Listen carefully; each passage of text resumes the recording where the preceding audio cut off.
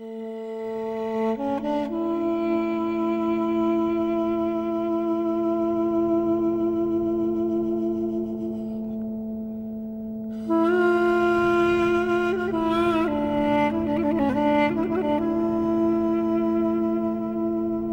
nord-ouest de l'Arabie Saoudite, au milieu d'un paysage lunaire, se dressent depuis plus de 2000 ans d'énigmatiques demeures.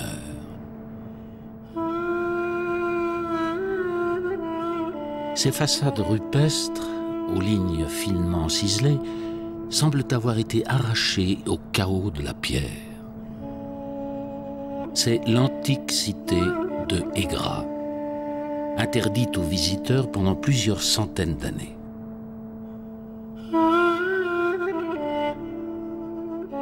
Ces immenses tombeaux sculptés à même la roche sont semblables à ceux de la célèbre Pétra au sud de la Jordanie, la capitale des Nabatéens.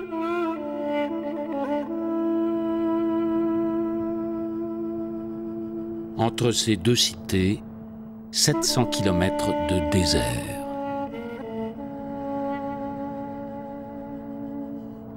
Mais que sait-on vraiment de la civilisation nabatéenne, de ce peuple de caravaniers surgi des sables de l'Arabie quelques 4 siècles avant Jésus-Christ?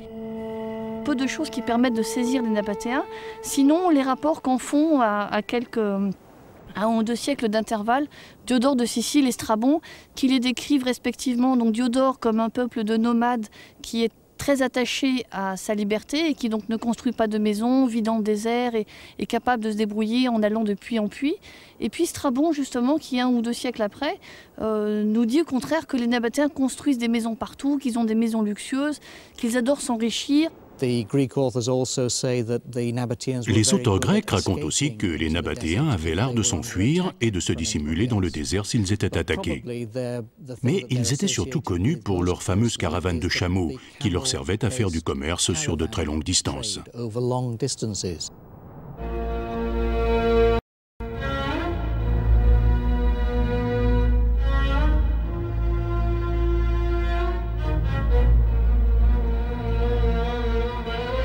Les caravanes nabatéennes, lourdement chargées de myrrhe, d'encens et d'épices, provenant des Indes et de l'Arabie heureuse, traversaient le désert du Hedjaz du sud au nord.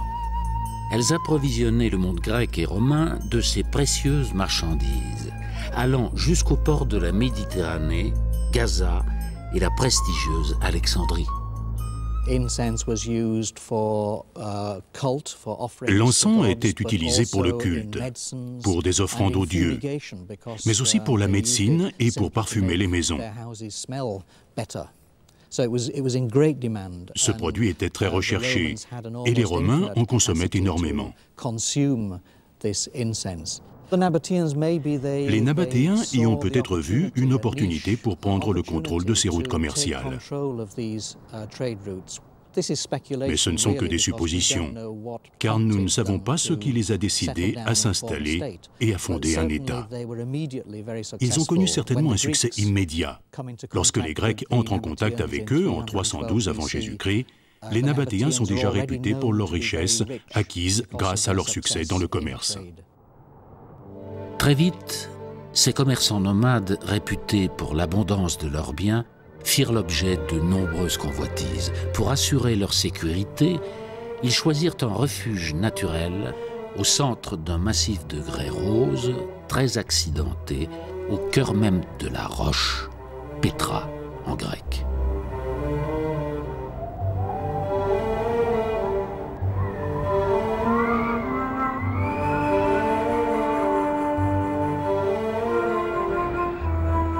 Pour y pénétrer, il fallait oser s'engouffrer dans un étroit défilé au parcours sinueux, bordé de très hautes falaises pouvant atteindre 300 mètres de hauteur, comme les murs dressés de cette impressionnante forteresse naturelle.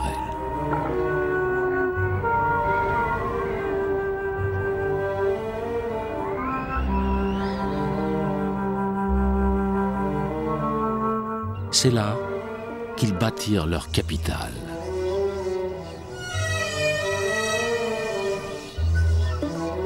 la cité de Pétra était dissimulée au regard. Cette place forte sans murailles pratiquait si bien l'art du camouflage qu'elle finit par disparaître de la mémoire des hommes à l'aube du Moyen-Âge. Elle ne fut redécouverte qu'au début du XIXe siècle par un voyageur suisse, Burckhardt, qui le premier emprunta à nouveau l'impressionnant défilé long de 2 km, le Sick. Il déboucha stupéfait sur l'extraordinaire façade du Rasnay. Il y a un choc culturel, en effet, pour nous, de trouver dans ce site montagneux, rupestre, des sculptures extrêmement sophistiquées, très proches et aussi belles que ce qu'on peut trouver à Alexandrie, qui évoquent par certains aspects la sculpture pergaménienne hellénistique, alors qu'on est en plein désert.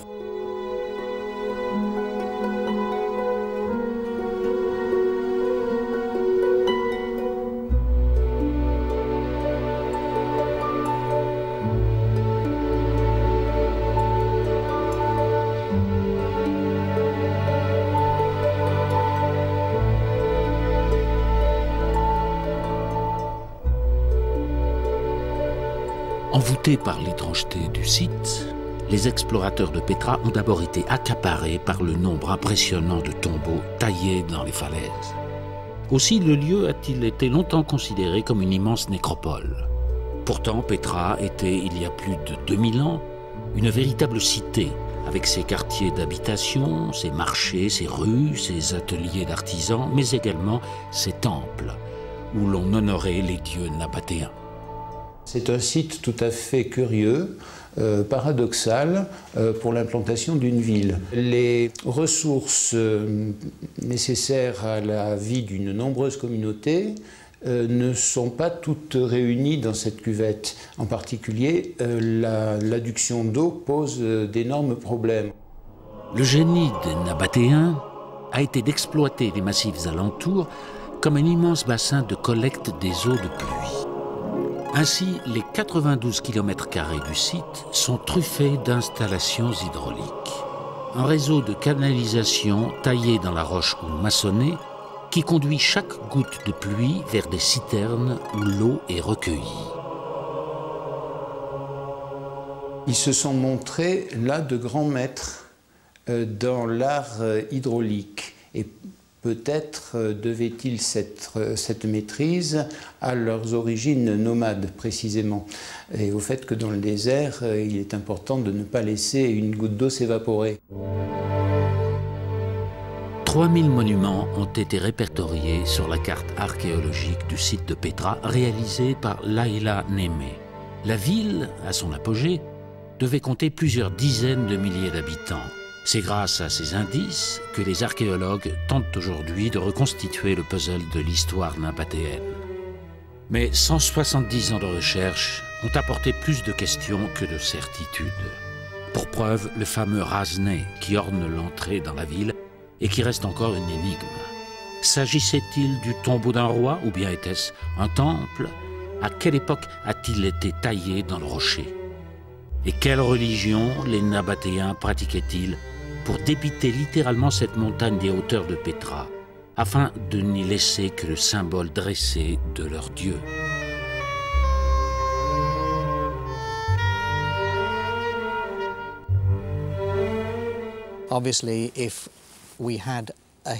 Évidemment, ce serait plus simple si nous avions une histoire écrite du royaume nabatéen, comme celle que nous avons par exemple du royaume de Judée qui était contemporain à celui des Nabatéens. Pour moi, peut-être le plus précieux serait d'avoir même de petits fragments de littérature religieuse nabatéenne. Nous avons le nom des dieux, nous avons les temples et de nombreuses inscriptions religieuses des personnes venues faire une offrande aux dieux.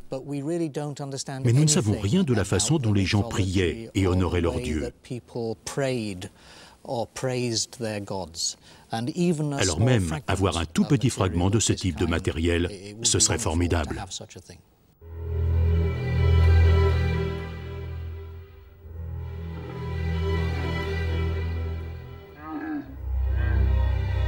Où chercher de nouveaux indices?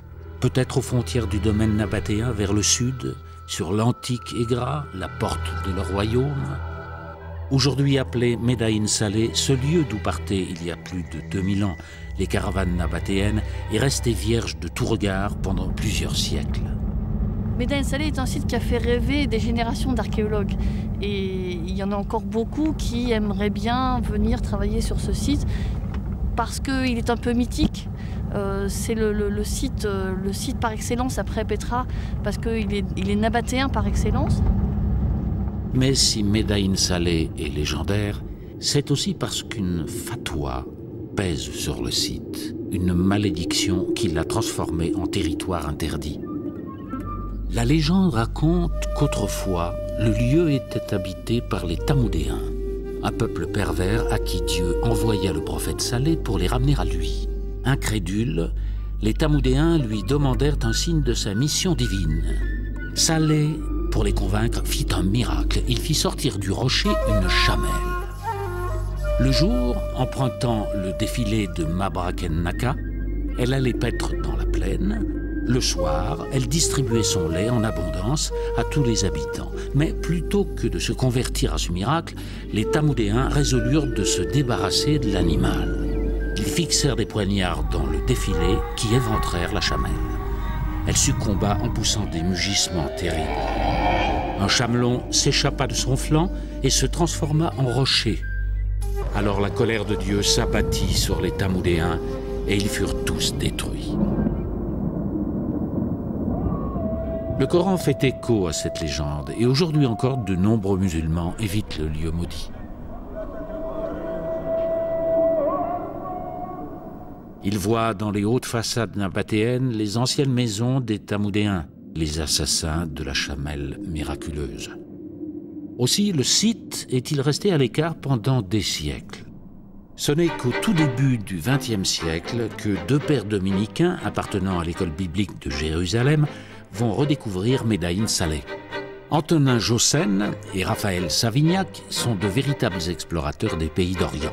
Pendant des années, ils parcourent la Terre Sainte, le Sinaï, la Jordanie, la Syrie. Jossen met à profit ses connaissances en ethnologie, en épigraphie et sa maîtrise des langues, notamment l'arabe qu'il enseigne.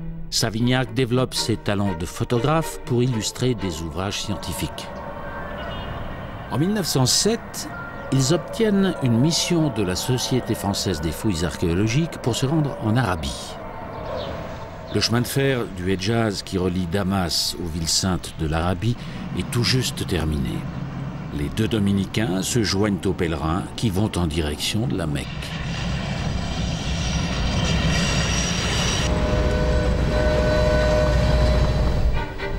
Ils vont être les premiers à redécouvrir l'ancienne Egra. Passant plusieurs jours sur le site, en travaillant infatigablement, ils vont réaliser un ouvrage qui constitue encore aujourd'hui la référence pour les chercheurs. Ils y décrivent tout ce qu'ils ont observé sur le site et fournissent les premiers clichés de vestiges inédits qui feront rêver des générations d'archéologues.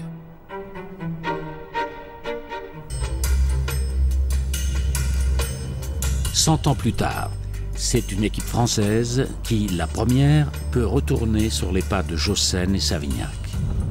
L'archéologue et épigraphiste Laïla Némé du CNRS en est la chef de mission.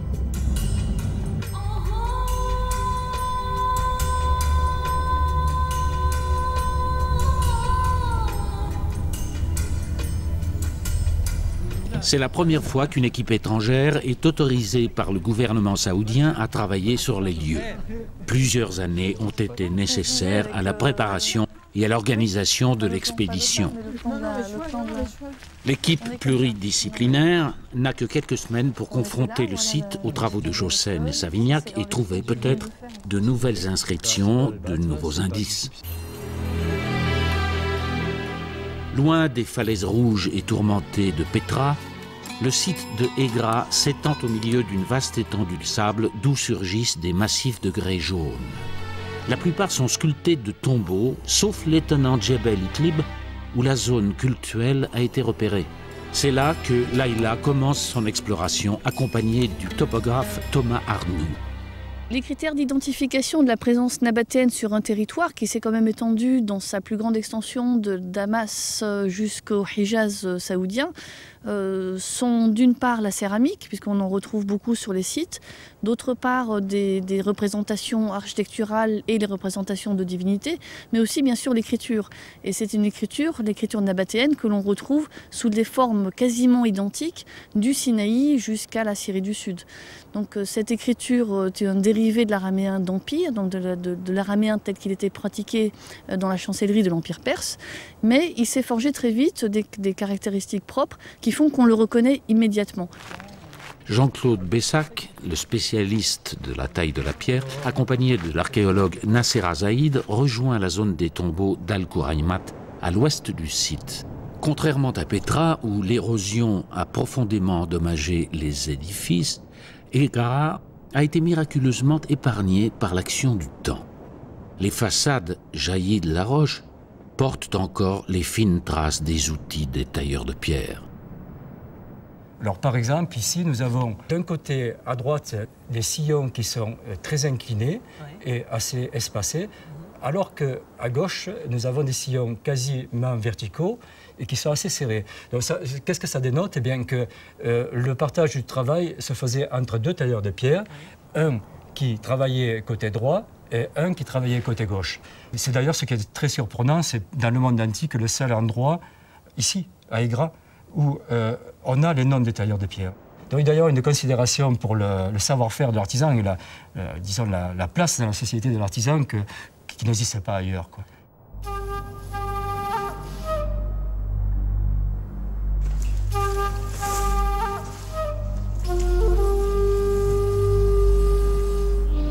Tu peux me donner la hauteur totale de la niche d'abord, s'il te plaît? 160. Oui. À Petra, c'est quasiment... Il y a peut-être une ou deux niches où on voit des aigles, mais c'est tout. D'accord. Donc ça devait être un symbole de puissance. Oui. Ailleurs, en Syrie, c'est associé à Baal Shamin. Mais là, c'est un motif qu'on retrouve assez souvent. Puis il y a une espèce de guirlande en dessous, tu vois, en dessous des ailes, avec deux petits trous comme si c'était des traces d'accrochage. Ah, lui, un petit peu... Oui. On ne peut pas tailler dans du rupestre, c'est-à-dire sur le rocher même. Techniquement, il est impossible de commencer du bas et d'aller vers le haut. Même dans les plus abruptes, il fallait qu'ils trouvent une faille naturelle qui constitue un méplat dans la montagne pour accéder au sommet. Les petites encoches, là, donc c'est pour accéder à partir du haut toujours. D'autant qu'à chaque partie, à chaque tranche horizontale, il faut finir, terminer, il ne faut plus revenir, puisqu'on ne doit pas échafauder. Il n'y a pas beaucoup de bois ici, donc l'échafaudage est exclu. C'est une tombe où ils ont fait un pari, étant donné l'emplacement privilégié de cette sorte de champignon de grès naturel. Et ils ont souhaité que ce soit visible de très loin et isolé, donc d'autant plus ostentatoire. Mais ils savaient malgré tout qu'ils prenaient un risque et qu'ils risquaient de rencontrer de la mauvaise roche. Ils se sont arrêtés pour ça. Donc c'est la mauvaise roche qui les a bloqués et ils ont stoppé le travail à partir du moment où ils ont rencontré ces mauvaises strates. S'ils avaient réussi, ils auraient eu l'une des tombes, pour ne pas dire la tombe la plus en vue par rapport aux voisines, la plus visible de loin, la mieux exposée et puis surtout isolée. Donc ça distingue le personnage qui le fait.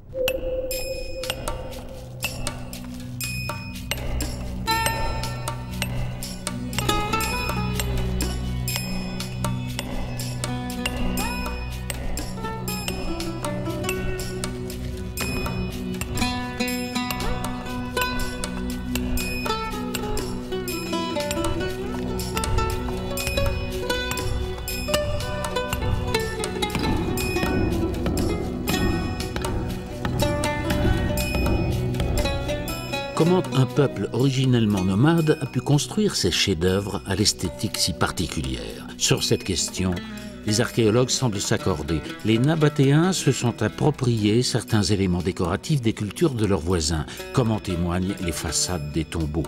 Un décor en étage où se conjuguent librement corniches égyptiennes, merlons mésopotamiens, portes et pilastres issus du monde gréco-romain. On a fait venir des gens très habiles, formés, dans des centres culturels importants de l'Orient méditerranéen. Par ailleurs, on peut très bien imaginer qu'on forme des équipes locales qui copient, soit qu'on les forme sur place, soit qu'on les fasse venir à Alexandrie ou en Asie mineure, enfin surtout dans le domaine alexandrin, et qu'on leur apprenne à travailler. De fait, quand on regarde de près, eh bien, il y a des pièces qui sont d'une technicité exceptionnelle et d'autres qui sont faites un petit peu de biais, et ça ne se voit évidemment pas de loin, mais de près, oui. Jacqueline Denzer, spécialiste du décor, découvre, grâce à l'état de conservation des façades, des éléments nouveaux. Quand on se rapproche des façades, on remarque que beaucoup d'entre elles ont des traces d'enduit. On se rend compte que toutes les parties en saillie du décor étaient probablement enduites et peintes, et dans des couleurs vives. On voit du blanc, du bleu et du rouge.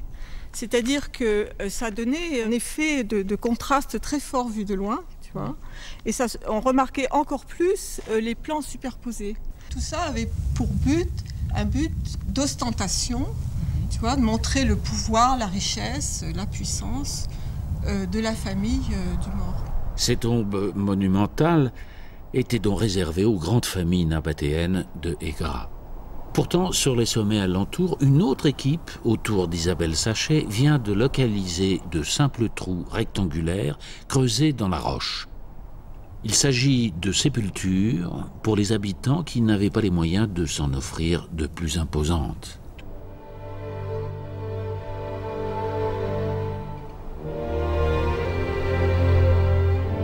Dans l'intérieur des tombes monumentales, des niches creusées dans les murs, des loculi en grec, accueillaient les corps des défunts. Dans ce caveau de famille, l'un des plus grands de Egra, on compte 29 emplacements de tombeaux, dont certains plus petits, destinés à des enfants. Depuis l'Antiquité, les tombes ont été pillées. Il ne reste rien, à part quelques inscriptions qui fournissent des informations précieuses. Sur celles-ci, il est mentionné que Aouchabou a réservé ce lieu pour lui, ses deux fils, sa mère, ses sœurs et leurs enfants. On y apprend aussi que ce Nabatéen était originaire de Taïma, à 200 km de là. Il y a une quarantaine d'inscriptions tombales, et certaines d'entre elles ont été commandées par des femmes. Par exemple, une femme nommée Cam Cam dit que cette tombe a été faite pour elle-même, sa fille et ses petits-enfants. Il est clair que les femmes faisaient construire des tombes, engageaient un maçon, et puis y inscrivaient leur nom pour marquer la propriété. Ces inscriptions légales définissent qui peut et qui ne peut pas être enterré dans le tombeau. Il est évident aussi que parfois, seules les femmes pouvaient être enterrées dans certains tombeaux, ce qui voudrait dire que les femmes jouaient peut-être un rôle plus important qu'on ne pourrait s'y attendre.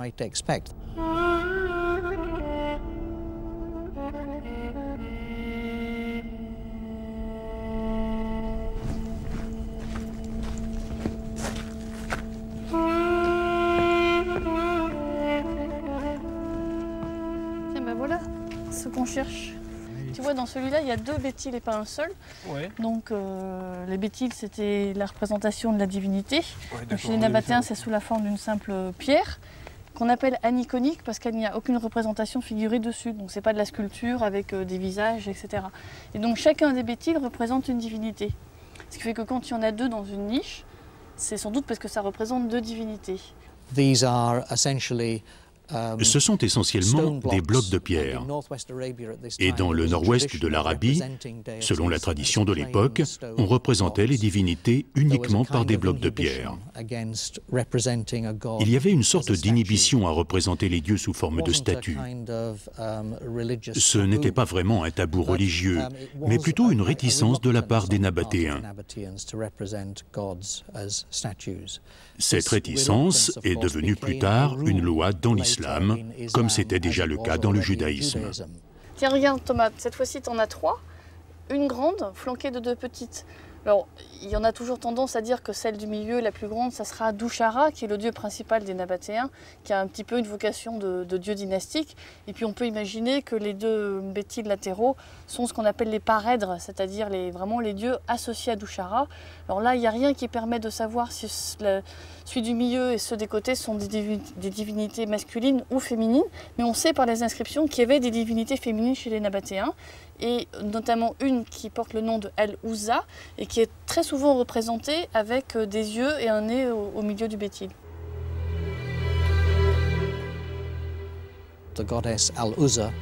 La déesse Al-Ouza, son nom est d'origine arabe et signifie « la puissante », la plus puissante. Elle représenterait la planète Vénus. C'est donc une déesse astrale. Elle est parfois associée à la déesse grecque Aphrodite. Il y a d'autres divinités, mais apparemment pas de panthéon organisé. Nous n'avons aucune source qui nous dise quels sont les rapports entre eux. Le dessin des niches dépendait surtout du goût, du type qui la faisait tailler, et puis de son porte-monnaie aussi. Parce qu'une petite niche comme celle qui est à côté, là, qui est beaucoup plus simple, coûtait moins cher à faire que celle-ci. Ce sont ces 2 inscriptions qui mentionnent les tailleurs de pierre qui ont taillé sans doute les 2 niches qui sont à côté. Et on a effectivement le nom du gars qui s'appelle Abed Malkou, qui dit qu'il est sculpteur, ou sculpteur, tailleur de pierre, le terme est un petit peu générique, et Shalom qui est que soit sain et sauf. Donc c'est vraiment une salutation du sculpteur qui laisse sa signature pour dire que c'est lui qui est l'auteur des 2 niches qui sont à côté. Alors, le corpus nabatéen comprend environ 5000 textes qui sont à 90% des signatures, c'est-à-dire de simples graffitis émanant de personnes qui laissent sur le rocher leur signature, comme on voit les graffitis dans les rues actuellement. C'est l'équivalent antique des graffitis modernes que l'on trouve dans les villes. Et le 10% restant étant essentiellement soit des épitaphes, donc des inscriptions qui donnent le nom des défunts, ou bien des dédicaces religieuses qui disent que ceci est le bétil de telle divinité qu'a fait un tel fils d'un tel.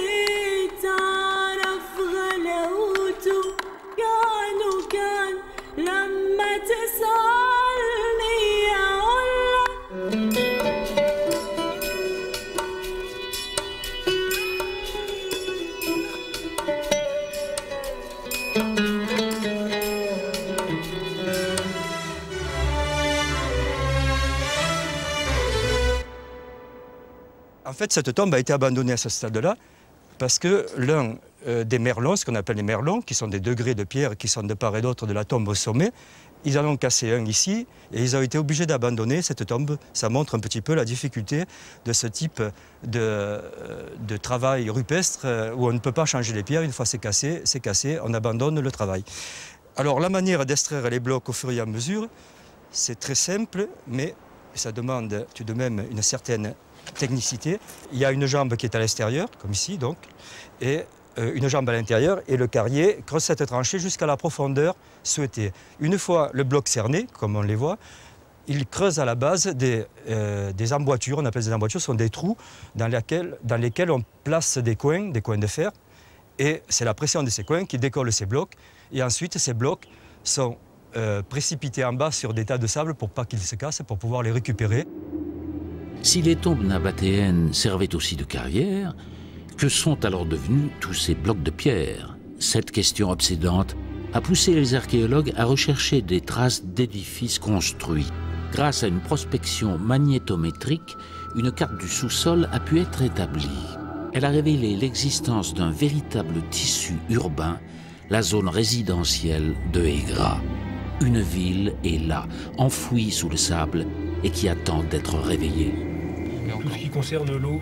L'équipe française a repéré une partie de la cité et ce qui pourrait même être un rempart. Malheureusement, l'enthousiasme est de courte durée. L'équipe n'est pas encore autorisée à effectuer les fouilles.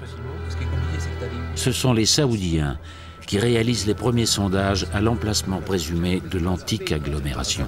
Là encore, les résultats apportent plus de questions que de certitudes. C'est quand même pas grand-chose. Hein. Parce qu'à mon avis, si la ville est là, effectivement, elle est plus proche des puits. Les puits sont tous dans la partie ouest du site. On ne peut pas considérer que c'est la ville nabatéenne. C'est pas possible. Mais une chose est sûre, il y a plus de 2000 ans, la ville de Aigra était une verdoyante oasis. Je sais des Savignacs, les pères dominicains qui se sont promenés sur le site au début du XXe siècle, on retrouvait les puits en fonctionnement avec la nappe phréatique qui était environ à moins de 10 mètres. Or, aujourd'hui, tous ces puits sont à sec et il faut imaginer qu'entre l'Antiquité et le début du XXe, la nappe phréatique a baissé. Ce qui fait que les puits nabatéens qui sont creusés, on voit à peine le fond parfois, qui sont creusés à plus de 15-20 mètres de profondeur, captaient très facilement l'eau et permettaient d'avoir une alimentation en eau tout à fait confortable pour une ville de cette taille. D'après les estimations des scientifiques, la zone résidentielle s'étendrait sur une 50aine d'hectares à l'intérieur d'un site d'environ 500 hectares.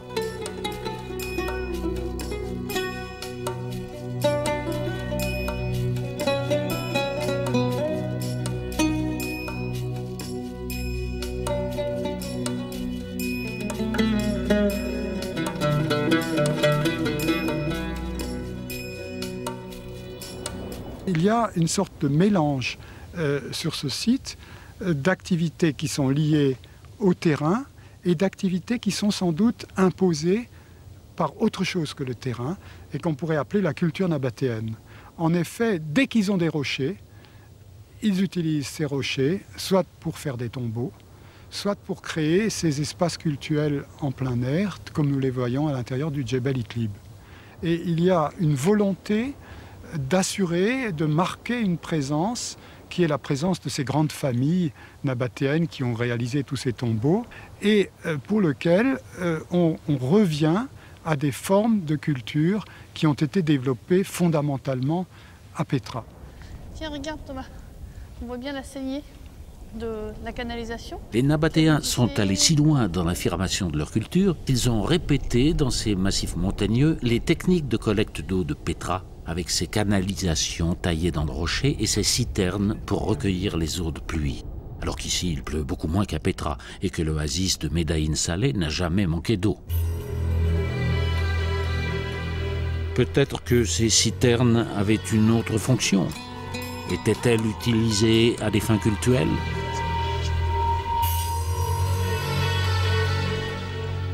Regarde, c'est une grande salle, une salle de banquet. Ici, on l'appelle le diwan, mais c'est simplement un toponyme local. Et c'est ce qu'on appelle un triclinium, c'est-à-dire une salle avec 3 banquettes, tri-3, et cliné qui veut dire banquette en grec. Et c'est là que se réunissaient les Nabatéens avec des musiciens, et ils buvaient du vin pour banqueter, soit en l'honneur des dieux, soit en l'honneur d'un roi, soit en l'honneur des défunts quand c'est associé à des tombeaux. Donc tu vois, regarde, il y a un petit accès avec des escaliers latéraux. De chaque côté. Ouais. Et puis là, c'est une grande banquette. Il faut imaginer qu'ils étaient couchés en travers et qu'ils posaient les plats sur le petit rebord qu'il y a là. Tu vois, il y a un rebord. Donc ils étaient couchés au-dessus des banquettes, puis ils posaient les plats et ils mangeaient. Donc c'est typique des installations nabatéennes. Et donc à Médaïn Saleh, il n'y en a qu'une, qui est celle-là. Toutes les personnes qui venaient rendre un culte se réunissaient ici. Il n'y avait qu'une grande salle de banquet. Alors qu'à Petra, par exemple, il y en a 120. Ah oui, donc c'est pas du tout la même échelle. Ouais. C'est pas du tout le même système. Ici, il y en a une grande, alors peut-être qu'elle était louée, un peu genre la salle des fêtes. Elle était louée à certaines occasions par certaines confréries. Et par contre, ce qu'on a à Petra, c'est qu'il y a un certain nombre de salles de banquet comme celle-ci, où tous les convives du banquet ont laissé leur signature sur les parois. Et il faut imaginer qu'il y avait des roulements, que la salle de banquet n'était pas utilisée nécessairement toujours par la même famille. Les participants à ces fêtes se lavaient dans des bassins placés à l'entrée. À l'intérieur du triclinium, 13 convives prenaient place. On dit que le roi nabatéen servait lui-même ses hôtes au cours des banquets officiels, un rituel d'hospitalité pratiqué encore de nos jours dans les tribus bédouines.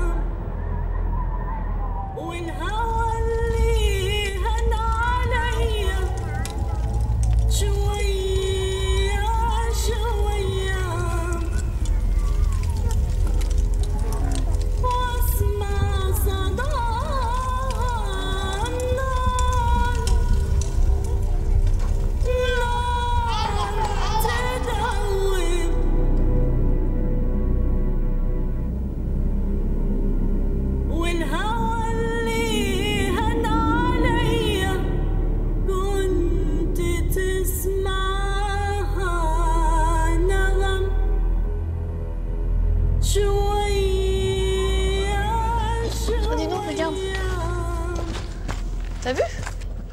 Elle est magnifique cette inscription. Il y a deux choses complètement différentes. Il y a une inscription nabatéenne, ouais. C'est sûr. Et puis à côté, sans doute une inscription nord-arabique. L'écriture nabatéenne a connu une postérité, je dirais, prestigieuse, puisque c'est très vraisemblablement elle qui a donné naissance ou qui est à l'origine de l'écriture arabe telle qu'on la connaît aujourd'hui. Au départ, l'arabe ne naît réellement qu'au début du VIe siècle de notre ère, donc c'est un phénomène assez tardif. Avant cette date, avant 512, date de la première inscription, l'arabe en tant que langue n'était pas écrit avec une écriture propre, il était écrit avec des écritures d'emprunt, parmi lesquelles figure le nabatéen. Et le nabatéen a connu un développement à partir du 3e, 4e et 5e siècle qui permet de voir très très bien l'évolution des caractères pris un par un vers les caractères arabes. Que soit commémoré, alors, sans doute en bien, si ça c'est un tête bête, pour Zaïdou, qui est fils de, avec un Jim Gad, Mine, avec des belles ligatures. Tiens, c'est rare ça. Tu vois, des ligatures où il a le noun devrait être simplement comme ça. Et en fait, le type, comme ça doit être le carrier qui a dû faire ça, il a dû faire. Je pense que ces inscriptions-là ont été tracées par le carrier qui travaillait ici. Et c'est pour ça que c'est une belle taille. Ça ne ressemble pas du tout aux graffitis qu'on a vus ailleurs, qui sont piquetés, moches. Là, ça a été fait avec un outil, et il a fait des ligatures partout. Ce trait-là n'est pas indispensable. Et que dame devant. Alors normalement, cette expression-là est suivie du nom de la divinité, donc souvent on a Douchara, alors que là, visiblement, c'est quelque chose d'autre. Shin, Mem, Yod, ce serait les cieux. Alors, est-ce qu'il y a un dieu des cieux en nabatéenne? C'est la première fois qu'on le voit. J'ai une théorie.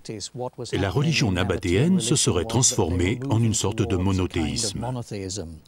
Les Nabatéens adoraient d'autres dieux, mais progressivement, les autres dieux sont devenus de moins en moins importants et Douchara est devenu le dieu suprême.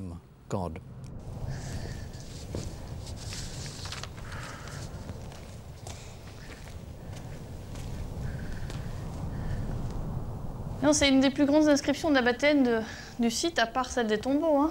Elle est magnifique. Alors, qu'est-ce qu'elle dit? Balad Kir, que soit commémoré, Abd Abdat, et un type qui s'appelle Haïdou, et un autre nom, Odemos, qui sont tous les deux Asartagaïa, c'est-à-dire stratèges. Les inscriptions de Egra révèlent les titres des personnages haut placés, tels les stratèges. Ces hommes étaient chargés de gérer et protéger le trafic caravanier. À son apogée, le royaume nabatéen devait être un véritable empire commercial, englobant le nord de l'Arabie saoudite, le sud de la Jordanie, le Sinaï, le Negev. Ce vaste territoire, composé de routes caravanières, nécessitait une administration sophistiquée, avec au sommet de celle-ci un pouvoir royal installé à Pétra.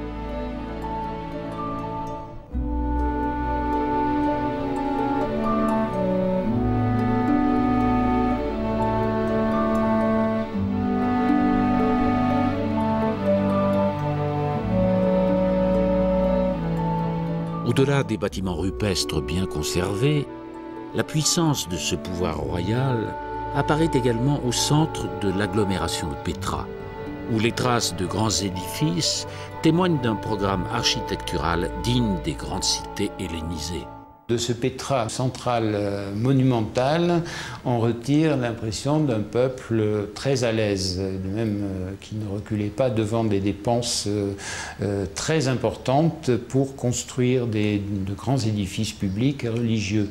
Cette initiative est sans doute due à 2 ou 3 souverains nabatéens successifs qui ont insisté sur cet aspect. Alors peut-être était-ce un aspect purement politique, s'agissait-il aussi de fédérer ou de réunir des composantes diverses d'une population dont nous saisissons mal les origines ethniques ou culturelles.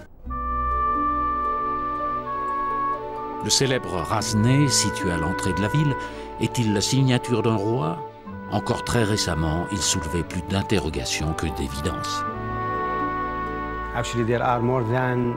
En réalité, il existe au moins 20 théories sur la date de construction de ce monument et sa fonction. Certains disent que c'est un tombeau, d'autres un temple. Pour les uns, il date du 1er siècle avant Jésus-Christ, pour les autres, il est du 1er siècle après. Certains disent qu'il est nabatéen, d'autres romain. C'est la raison pour laquelle nous avons décidé de faire des fouilles devant la façade, afin de savoir exactement ce qu'est ce monument. Les archéologues jordaniens ont ainsi mis au jour plusieurs tombes, semblables à celles de Hégra, ensevelies au pied du Rasné. Pour construire l'immense bâtiment, les nabatéens ont dû réorganiser l'espace, et notamment couper le haut des façades et condamner une partie des tombes pour réaliser l'accès au Rasné. Mais les sépultures initiales restaient malgré tout accessibles par un escalier. Grâce à un aménagement intérieur, on pouvait se rendre de l'une à l'autre en passant par la chambre funéraire. La réalisation de tels aménagements confirmerait qu'il s'agit bien de tombes royales et que le Rasné est le temple funéraire érigé à la gloire de la dynastie régnante.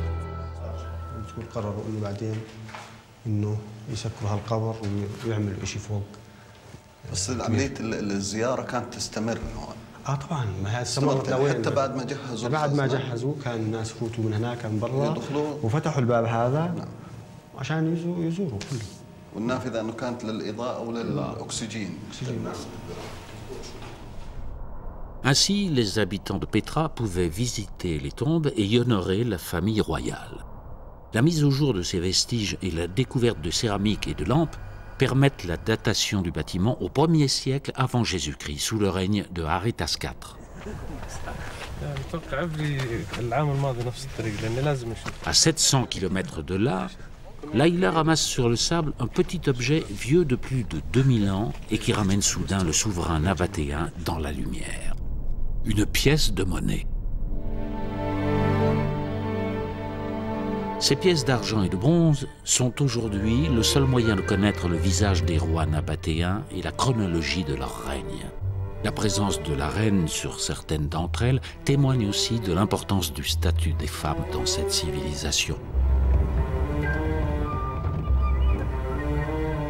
Après 3 semaines d'investigation, la mission archéologique se termine. Layla doit se résoudre à quitter le site. Elle emporte avec elle de nouvelles preuves, mais laisse aussi beaucoup de questions en suspens, dont la plus évidente, qui est cette ville dissimulée sous les sables.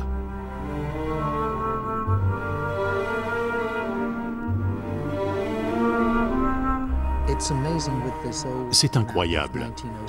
Jusqu'à aujourd'hui, nous n'avions que la vieille carte de Jossen et Savignac datant de 1907. Alors, avez-vous réussi à identifier de nouveaux éléments archéologiques? Oui, pas mal, surtout dans le Djebel Iqlib et dans la zone résidentielle, autour de laquelle le rempart construit en briques crues est bien visible sur le terrain. Par ailleurs, nous avons enregistré toutes les inscriptions qui n'étaient pas gravées sur les façades des tombes. La zone résidentielle elle-même couvre de 50 à 60 hectares. Mais on ne sait pas encore si toute cette surface était occupée par des maisons.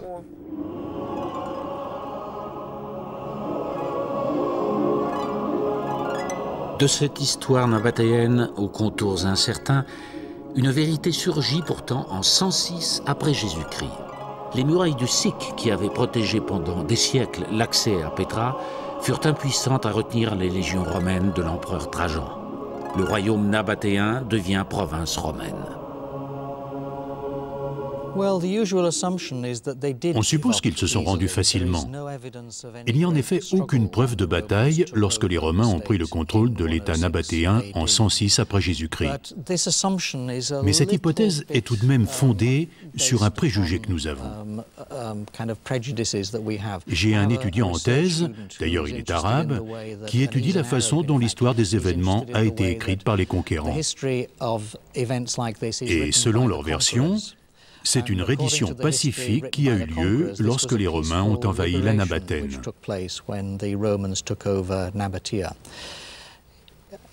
Ce n'est pas tout à fait crédible, et il n'y a que très peu de preuves. Mais au moins nous devrions être conscients du fait que les seuls témoignages que nous avons ont été laissés par les Romains. C'est donc la version romaine des événements. La puissante présence de l'Empire romain va remodeler Petra. Rue à colonnades, réaménagement de l'ensemble des bâtiments, l'empreinte de Rome travestit ce qui était nabatéen.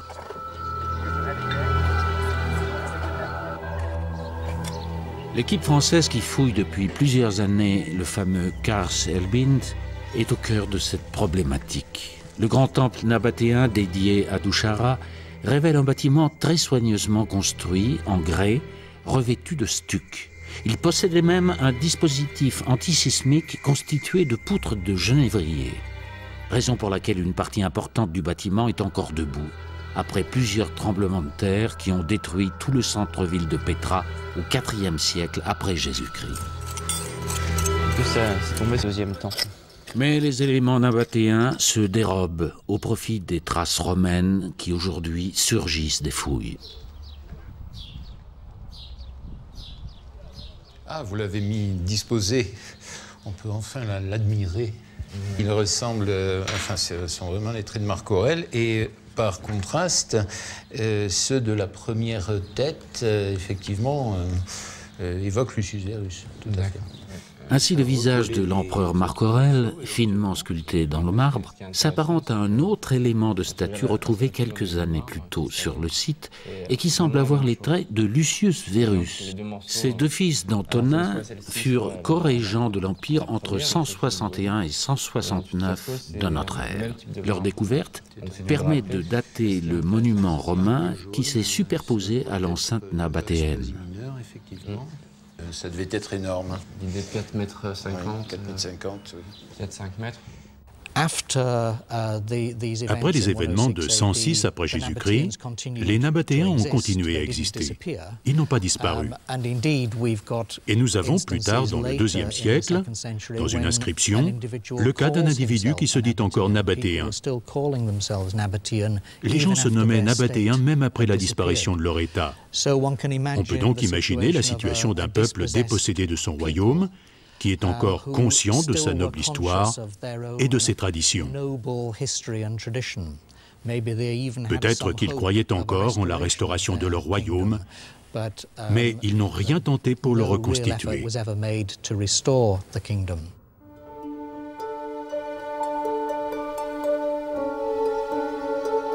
Un tombeau sculpté témoigne d'une forme de survivance du style nabatéen après la conquête romaine, grâce à une inscription.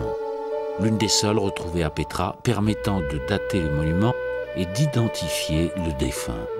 Il ne s'agit pas d'un nabatéen, mais d'un Romain, Sextius Florentinus, gouverneur de la province d'Arabie, mort en 129 de notre ère. Impressionné par la culture rupestre de ces maîtres du désert, le gouverneur romain se fit tailler sa sépulture à l'identique. Il s'est voulu pour l'éternité l'égal des monarques nabatéens, de ces hommes qui avaient su rendre intelligibles les lignes de force qui couraient sous la surface plissée de la roche.